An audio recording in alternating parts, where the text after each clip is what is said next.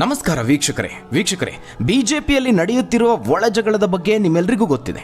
ಅದಕ್ಕಿಂತಲೂ ಹೆಚ್ಚಾಗಿ ಆಡಳಿತ ಪಕ್ಷ ಕಾಂಗ್ರೆಸ್ನಲ್ಲಿ ಬೂದಿ ಮುಚ್ಚಿದ ಕೆಂಡದಂತಹ ಪರಿಸ್ಥಿತಿ ನಿರ್ಮಾಣ ಆಗಿದೆ. ಒಂದು ದೊಡ್ಡ ಯುದ್ಧದ ಆರಂಭ ಅನ್ನುವಂತೆ ಅದರ ಟ್ರೇಲರ್ ಈಗ ರಿಲೀಸ್ ಆಗಿದೆ. ರಾಜ್ಯ ಕಾಂಗ್ರೆಸ್ನಲ್ಲಿ ಒಳಜಗಳ ಹೊತ್ತಿ ಉರಿಯೋದಕ್ಕೆ ಕ್ಷಣಗಣನೆ ಆರಂಭ ಆಗಿದೆ. ಕೆಪಿಸಿಸಿ ಅಧ್ಯಕ್ಷರ ಬದಲಾವಣೆ ವಿಚಾರ, ಮುಖ್ಯಮಂತ್ರಿ ಅಧಿಕಾರ ಹಂಚಿಕೆಯ ವಿಚಾರ ಕಾಂಗ್ರೆಸ್ ರಣರಂಗವಾಗೋದಕ್ಕೆ ಕಾರಣ ಆಗ್ತಾ ಇದೆ. ನಾಯಕತ್ವ ಪಟ್ಟಕ್ಕಾಗಿ ಫೈಟ್ ನಡೆದಿರುವಂತಹ ಈ ಹೊತ್ತಿನಲ್ಲೇ ಸಿಎಂ ಸಿದ್ದರಾಮಯ್ಯ ಅವರ ಹೇಳಿಕೆ ರಾಜ್ಯ ಕಾಂಗ್ರೆಸ್ನಲ್ಲಿ ಸಂಚಲನ ಮೂಡಿಸಿದೆ. ಡಿಕೆ ಶಿವಕುಮಾರ್ ಅವರಿಗೆ ಶಾಕ್ ನೀಡಿದ್ದಾರೆ. ರಾಜ್ಯದ ದೀರ್ಘಾವಧಿ ಸಿಎಂ ಅನ್ನುವ ದಾಖಲೆ ಬರೆಯುವ ಉತ್ಸಾಹದಲ್ಲಿ ಸಿದ್ದು ಇದ್ರೆ ಡಿಕೆ ನಿಗೂಢ ಮೌನ ವಹಿಸಿದ್ದಾರೆ. ಇತ್ತೀಚೆಗೆ ಅವರು ಸಾಲು ಸಂದರ್ಶನಗಳನ್ನು ನೀಡಿದ್ರು. ಆದರೆ ಎಲ್ಲಿಯೂ ಸಹ ಅವರು ಓಪನ್ ಆಗಿ ತಮ್ಮ ಪ್ಲಾನ್ಗಳ ಬಗ್ಗೆ ನೇರವಾಗಿ ಹೇಳಿಲ್ಲ. ಒಗಟೊಗಟಾಗಿ ಮಾತನಾಡಿ ಪ್ರಶ್ನೆಗಳಿಂದ ಜಾರ್ಕೊಂಡಿದ್ದಾರೆ. ಇನ್ನು ನಾಯಕತ್ವ ಬದಲಾವಣೆ ಚರ್ಚೆ ಆಗ್ತಿದ್ದ ಹಾಗೆ ಹಲವರಲ್ಲಿ ಪಟ್ಟದ ಆಸೆ ಚಿಗುರೊಡೆದಿದೆ. ಶೋಷಿತರ ಸಮಾವೇಶ ಕಾಂಗ್ರೆಸ್ನಲ್ಲಿ ಅಲ್ಲೋಲ ಕಲ್ಲೋಲವನ್ನೇ ಸೃಷ್ಟಿ ಮಾಡ್ತಾ ಇದೆ. ಈ ನಡುವೆ ರಾಜ್ಯ ಕಾಂಗ್ರೆಸ್ಗೆ ಅತಿ ದೊಡ್ಡ ಶಾಕ್ ಎದುರಾಗುವಂತಹ ಲಕ್ಷಣಗಳು ಗೋಚರಿಸ್ತಾ ಇದೆ. ಕಾರಣ, ರಾಜ್ಯ ರಾಜಕಾರಣದ ಮಹಾನಾಯಕ, ರಾಜ್ಯ ಕಾಂಗ್ರೆಸ್ನ ಪ್ರಮುಖರೊಬ್ಬರು ಬಿಜೆಪಿಗೆ ಹತ್ತಿರ ಆಗ್ತಿದ್ದಾರೆ ಎನ್ನುವ ಸುದ್ದಿಗುಲ್ಲೆ ಬಿಸಿದೆ. ಇದು ರಾಜ್ಯ ರಾಜಕೀಯದ ಗೇಮ್ ಚೇಂಜಿಂಗ್ ಸುದ್ದಿ. ಹಾಗಾದ್ರೆ ಸಿಎಂ ಸಿದ್ದರಾಮಯ್ಯ ಅವರ ಬಿಗ್ ಪ್ಲಾನ್ ಏನು? ಡಿಕೆಶಿ ಕನಸಿಗೆ ಕೊಳ್ಳಿ ಇಟ್ರ ಪರಂ ಜಾರಕಿಹೊಳಿ ಜೋಡಿ. ಸಿದ್ದು ನಿರ್ಧಾರದಿಂದ ಮನನೊಂದ್ರ ಡಿಕೆ. ಸಚಿವ ರಾಜಣ್ಣ ರೊಚ್ಚಿಗೇಳ್ತಿರೋದು ಯಾಕೆ? ಬಿಜೆಪಿಗೆ ಹತ್ತಿರವಾಗ್ತಿರುವ ಆ ಕೈ ನಾಯಕ ಯಾರು? ಕೈ ಕೊಡ್ತಾರಾ, ಪಾಠ ಕಲಿಸ್ತಾರಾ ನಿಗೂಢ ನಾಯಕ? ಏನಾಗ್ತಾ ಇದೆ ರಾಜ್ಯ ಕಾಂಗ್ರೆಸ್ನಲ್ಲಿ? ಆ ಎಲ್ಲದರ ಬಗ್ಗೆ ವರದಿ ಇದೆ, ನೋಡೋಣ. ವೀಕ್ಷಕರೇ, ರಾಜ್ಯ ಬಿಜೆಪಿ ಹಾಗೆ ರಾಜ್ಯ ಕಾಂಗ್ರೆಸ್ನಲ್ಲಿ ಸದ್ಯದ ರಾಜಕೀಯ ಪರಿಸ್ಥಿತಿಯಲ್ಲಿ ಸಾಮ್ಯತೆ ಕಂಡು ಬರ್ತಾ ಇದೆ. ಬಿಜೆಪಿಯ ಒಳಜಗಳಕ್ಕೆ ಮದ್ದೆರೆಯೋದಕ್ಕೆ ಹೈಕಮಾಂಡ್ಗೂ ಸಾಧ್ಯ ಆಗ್ತಿಲ್ಲ. ಇನ್ನೊಂದು ಕಡೆ ರಾಜ್ಯ ಕಾಂಗ್ರೆಸ್ನ ಪರಿಸ್ಥಿತಿ ಕಾಂಗ್ರೆಸ್ ಹೈಕಮಾಂಡ್ಗೂ ತಲೆನೋವಾಗಿದೆ. ರಾಜ್ಯ ಕಾಂಗ್ರೆಸ್ನ ನಾಯಕರು ದೊಡ್ಡದೊಂದು ಯುದ್ಧಕ್ಕೆ ಮುನ್ನುಡಿಯನ್ನ ಬರೀತಿದ್ದಾರೆ. ಪದೇ ಪದೇ ನಾಯಕರು ಬಹಿರಂಗ ಹೇಳಿಕೆ ಕೊಟ್ಟು ತಮ್ಮ ಪ್ರತಿಸ್ಪರ್ಧಿ ನಾಯಕರನ್ನ ಕುಟುಕ್ತಿದ್ದಾರೆ. ಇನ್ನು ಕೆಪಿಸಿಸಿ ಅಧ್ಯಕ್ಷರು ಡಿಸಿಎಂ ಡಿಕೆ ಶಿವಕುಮಾರ್ ಅವರು ಪಕ್ಷದ ಬೆಳವಣಿಗೆಯ ಬಗ್ಗೆ ಎಲ್ಲದರ ಬಗ್ಗೆ ಅರಿವಿದ್ರೂ ಮೌನಕ್ಕೆ ಶರಣಾಗಿದ್ದಾರೆ. ನಿಗೂಢ ನಡೆಯನ್ನು ಅನುಸರಿಸುತ್ತಿದ್ದಾರೆ. ಆದರೆ ಸಿದ್ದು ಬೆಂಬಲಿಗರು ಮಾತ್ರ ದಿನಕ್ಕೊಬ್ಬರಂತೆ ರೊಚ್ಚಿಗೆದ್ದು ನಿರಂತರವಾಗಿ ಅವರ ವಿರುದ್ಧವಾಗಿ ಪ್ರಚೋದನಕಾರಿ ಹೇಳಿಕೆಗಳನ್ನು ನೀಡುತ್ತಿದ್ದಾರೆ. ಕೇವಲ ಮುಖ್ಯಮಂತ್ರಿ ಪಟ್ಟದ ಬದಲಾವಣೆ ಮಾತ್ರ ಅಲ್ಲ, ಕೆಪಿಸಿಸಿ ಅಧ್ಯಕ್ಷರ ಬದಲಾವಣೆ ವಿಚಾರವನ್ನೂ ಇಟ್ಕೊಂಡು ಡಿಕೆಗೆ ಕಂಗಾಲಾಗುವಂತೆ ಮಾಡ್ತಿದ್ದಾರೆ. ಡಿಕೆ ಅವರಿಗೆ ಇದು ಬ್ಯಾಕ್ ಟು ಬ್ಯಾಕ್ ಶಾಕ್ ಅಂತಲೇ ಹೇಳ್ಬೋದು. ಖರ್ಗೆ ಅವರು ನೀಡಿದಂತಹ ಒಂದು ಹೇಳಿಕೆ ರಾಜ್ಯ ಕಾಂಗ್ರೆಸ್ನಲ್ಲಿ ಬೆಂಕಿ ಹೊತ್ತಿಸಿದೆ. ಕೆಲವೊಂದಷ್ಟು ರಾಜ್ಯಗಳಲ್ಲಿ ಕಾಂಗ್ರೆಸ್ ಘಟಕದ ಅಧ್ಯಕ್ಷರನ್ನು ಹಂತ ಹಂತವಾಗಿ ಬದಲಾವಣೆ ಮಾಡೋದಾಗಿ ಎಐಸಿಸಿ ಅಧ್ಯಕ್ಷ ಖರ್ಗೆ ಅವರು ಇತ್ತೀಚೆಗೆ ಸ್ಪಷ್ಟನೆಯನ್ನು ನೀಡಿದರು. ಆದರೆ ರಾಜ್ಯದ ಕುರಿತಾಗಿ ಅವರು ನಿಖರವಾಗಿ ಏನು ಹೇಳಲಿಲ್ಲ. ಇದು ರಾಜ್ಯದಲ್ಲೂ ಹಲವು ಸಚಿವರಿಗೆ ಕೆಪಿಸಿಸಿ ಪಟ್ಟದ ಆಸೆ ಚಿಗುರೊಡೆಯುವಂತೆ ಮಾಡಿದೆ. ಇದು ಒಳಜಗಳಕ್ಕೆ ಕಾರಣ ಆಗ್ತಾ ಇದೆ. ಆದರೆ ಹೈಕಮಾಂಡ್ ಮಾತ್ರ ಏನು ಮಾಡುವಂತಹ ಪರಿಸ್ಥಿತಿಯಲ್ಲಿಲ್ಲ. ವೀಕ್ಷಕರೇ, ದೆಹಲಿ ಚುನಾವಣೆಯ 0 ಸಾಧನೆಯಿಂದ ಕಾಂಗ್ರೆಸ್ ಇನ್ನೂ ಚೇತರಿಸಿಕೊಂಡಿಲ್ಲ. ರಾಷ್ಟ್ರ ಮಟ್ಟದಲ್ಲಿ ಮುಖಭಂಗ ಅನುಭವಿಸಿದಂತಹ ರಾಷ್ಟ್ರೀಯ ಪಕ್ಷ ಎನಿಸಿಕೊಂಡಂತಹ ಕಾಂಗ್ರೆಸ್ಗೆ ದಕ್ಷಿಣದಲ್ಲಿ ಪ್ರಮುಖ ಆಸರೆ ಅಂದರೆ ಕರ್ನಾಟಕ ಹಾಗೆ ತೆಲಂಗಾಣ. ಈ ಎರಡರ ವಿಚಾರದಲ್ಲೂ ಹೈಕಮಾಂಡ್ ಎಚ್ಚರಿಕೆಯ ಹೆಜ್ಜೆಯನ್ನಿಡಬೇಕು. ಸ್ವಲ್ಪ ಎಡವಟ್ಟಾದರೂ ಪಕ್ಷದ ಅಸ್ತಿತ್ವಕ್ಕೇನೆ ಹೋರಾಡಬೇಕಾದಂತಹ ಪರಿಸ್ಥಿತಿ ಎದುರಾಗಬಹುದು. ಯಾಕಂದರೆ ರಾಷ್ಟ್ರ ಮಟ್ಟದಲ್ಲಿ ದಿನೇ ದಿನೇ ಕಾಂಗ್ರೆಸ್ ದುರ್ಬಲ ಆಗ್ತಾ ಇದೆ. ಹೀಗಾಗಿನೇ ಕರ್ನಾಟಕ ರಾಜ್ಯ ಕಾಂಗ್ರೆಸ್ನ ಬಿಕ್ಕಟ್ಟು ಹೈಕಮಾಂಡ್ಗೆ ತಲೆನೋವಾಗಿದೆ.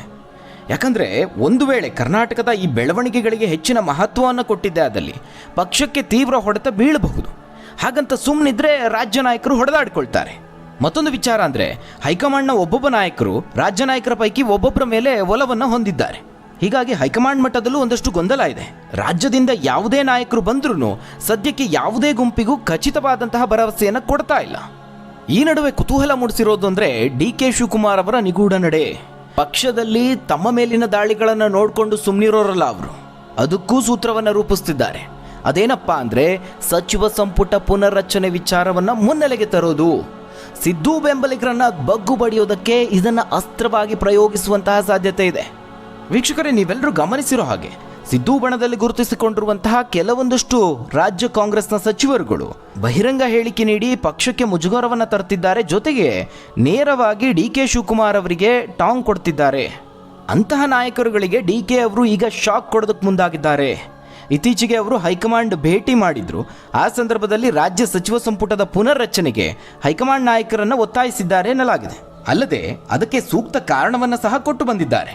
ಸಚಿವ ಪದವಿಗಾಗಿ ಕಾದು ಕುಳಿತಿರುವಂತಹ ಆಕ್ರೋಶಗೊಂಡಿರುವಂತಹ ಶಾಸಕರ ಸಂಖ್ಯೆ ಇನ್ನಷ್ಟು ಹೆಚ್ಚಾದರೆ ಅದು ಪಕ್ಷಕ್ಕೆ ದೊಡ್ಡ ಒಂದು ತಲೆನೋವಾಗಬಹುದು ಅನ್ನುವ ಸೂಕ್ಷ್ಮ ಸಂದೇಶವನ್ನು ಹೈಕಮಾಂಡ್ ನಾಯಕರಿಗೆ ಎಚ್ಚರಿಕೆ ಕೊಟ್ಟು ಬಂದಿದ್ದಾರೆ.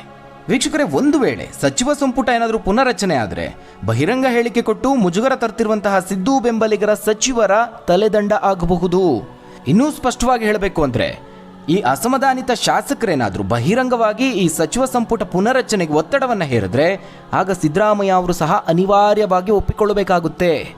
ಇದೂ ಸಹ DK ಅವರ ನಿಗೂಢ ನಡೆಗಳಲ್ಲಿ ಒಂದು. ಇನ್ನು ವೀಕ್ಷಕರೇ, ಸಿದ್ದು ಬೆಂಬಲಿಗ ಸಚಿವರ ಪೈಕಿ ಒಬ್ಬರು ಪ್ರಮುಖವಾಗಿ ಹೆಚ್ಚು ರೊಚ್ಚಿಗೆ ಹೇಳ್ತಿದ್ದಾರೆ. ಅವರು ಬೇರಾರು ಅಲ್ಲ, ಸಹಕಾರ ಸಚಿವ KN ರಾಜಣ್ಣ ಅವರು. KPCC ಅಧ್ಯಕ್ಷರ ಬದಲಾವಣೆ ಹಾಗೆ ಮುಖ್ಯಮಂತ್ರಿ ಸ್ಥಾನದ ಅಧಿಕಾರ ಹಂಚಿಕೆ ವಿಚಾರದಲ್ಲಿ ಪದೇ ಪದೇ ರೊಚ್ಚಿಗೆ ಹೇಳ್ತಿದ್ದಾರೆ. ಇತ್ತೀಚೆಗೆ ಅವರು ಬಹಿರಂಗವಾಗಿ ನೀಡುತ್ತಿರುವಂತಹ ಈ ಹೇಳಿಕೆಗಳ ಬಗ್ಗೆ ಕಾಂಗ್ರೆಸ್ ವರಿಷ್ಠರಲ್ಲೂ ಅಸಮಾಧಾನ ಇದೆ ಅನ್ನೋ ಮಾಹಿತಿ ಇದೆ. ಇವರುಗಳು ಮಾತ್ರ ಅಲ್ಲದೆ ಪರಮೇಶ್ವರ್ ಅವರು ಸಹ ಸಿದ್ದರಾಮಯ್ಯ ಅವರಿಗೆ ಬೆಂಬಲ ನೀಡುತ್ತಿದ್ದಾರೆ. ಇದರ ಹಿಂದೆ ಒಂದು ಮುಂದಾಲೋಚನೆ ಇದೆ. ಪರಮೇಶ್ವರ್ ಅವರು ಯಾವುದೇ ಸಂದರ್ಭದಲ್ಲಿ ದುಡುಕಿ ಮಾತಾಡಿಲ್ಲ. ಅವರು ಸಮಯಕ್ಕಾಗಿ ಕಾಯ್ತಿದ್ದಾರೆ. ಅವರ ಕಣ್ಣಿರೋದು KPCC ಪಟ್ಟದ ಮೇಲೆ ಅಥವಾ DCM ಸ್ಥಾನನಾದರೂ ಸಿಗಬಹುದು ಅನ್ನೋ ಆಲೋಚನೆ ಇದೆ. ಅದೇ ರೀತಿ ಸತೀಶ್ ಜಾರಕಿಹೊಳಿ ಅವರು ಸಹ ದೊಡ್ಡ ಪಟ್ಟಗಳ ಮೇಲೆ ಕಣ್ಣಿಟ್ಟಿದ್ದಾರೆ. ಹೀಗಾಗಿನೇ ಇವರೆಲ್ಲ ಸಿದ್ದರಾಮಯ್ಯ ಅವರಿಗೆ ಬಹಿರಂಗ ಬೆಂಬಲ ಕೊಡ್ತಿದ್ದಾರೆ. ಈಗ ಖರ್ಗೆ ಅವರ ಸಮ್ಮತಿಯ ಮೇಲೆ ಪರಿಶಿಷ್ಟ ಜಾತಿ ಮತ್ತು ಪಂಗಡಗಳ ಬೃಹತ್ ಸಮಾವೇಶವನ್ನು ನಡೆಸ್ತಿರೋದು ಕೂಡ ಆ ಒಂದು ಪ್ಲಾನ್ನ ಭಾಗ ಅನ್ನಬಹುದು. ಈ ಸಮಾವೇಶಕ್ಕೆ ಈಗ ಶೋಷಿತರ ಸಮಾವೇಶ ಅಂತ ಮರುನಾಮಕರಣ ಮಾಡಿ ಮತ್ತೊಂದು ಟ್ವಿಸ್ಟನ್ನು ಕೊಡ್ತಿದ್ದಾರೆ. ಈ ರೀತಿಯ ಜಾತಿ ಸಮಾವೇಶಗಳು ಹೆಚ್ಚಾದರೆ ಪಕ್ಷಕ್ಕೆ ಅಪಾಯ ಕಟ್ಟಿಟ್ಟ ಬುತ್ತಿ ಅನ್ನೋದು ವರಿಷ್ಠರಿಗೆ ಗೊತ್ತಾಗಿದೆ. ಯಾಕಂದರೆ ವೀಕ್ಷಕರೇ, ಕಳೆದ ಚುನಾವಣೆಯಲ್ಲಿ ಪ್ರಬಲ ಸಮುದಾಯಗಳು ಸಹ ಕಾಂಗ್ರೆಸ್ ಬೆನ್ನಿಗೆ ನಿಂತಿದ್ವು. ಆ ಸಮುದಾಯದ ನಾಯಕರು ಸಹ ಜಾತಿ ಹೆಸರಲ್ಲಿ ಸಮಾವೇಶಗಳನ್ನು ನಡೆಸೋದಕ್ಕೆ ಬೇಡಿಕೆ ಇಡಬಹುದು. ಹೀಗಾಗಿನೇ ಈ ಕಾರ್ಯಕ್ರಮದ ಹೆಸರನ್ನು ಶೋಷಿತರ ಸಮಾವೇಶ ಅಂತ ಮರುನಾಮಕರಣ ಮಾಡಲಾಗಿದೆ. ಆದರೆ ವೀಕ್ಷಕರೇ, ಈ ಸಮಾವೇಶಗಳೆಲ್ಲ ಅಧ್ಯಕ್ಷರ ಉಸ್ತುವಾರಿಯಲ್ಲಿ ನಡಿಬೇಕಾಗುತ್ತೆ. ಆದರೆ ಆ ಮನಸ್ಸು ಪರಮೇಶ್ವರ್, ರಾಜಣ್ಣ, ಸತೀಶ್ ಜಾರಕಿಹೊಳಿ ಅವರಿಗಿಲ್ಲ. ಇವರುಗಳೆಲ್ಲ ಸೇರಿ DK ಶಿವಕುಮಾರ್ ಅವರಿಗೆ ಟಾಂಗ್ ಕೊಡೋದಕ್ಕೆ ಮುಂದಾಗಿದ್ದಾರೆ. ಪ್ರತ್ಯೇಕವಾಗಿ ಖರ್ಗೆ ಅವರನ್ನು ಭೇಟಿಯಾಗಿ ಕಾರ್ಯಕ್ರಮ ಆಯೋಜನೆಗೆ ಪ್ಲಾನ್ ಮಾಡಿದ್ದಾರೆ. KPCC ಅಧ್ಯಕ್ಷರನ್ನು ಹೊರಗಿಟ್ಟು ಸಚಿವರುಗಳು ಚಟುವಟಿಕೆಯನ್ನು ನಡೆಸಿದ್ದಾರೆ.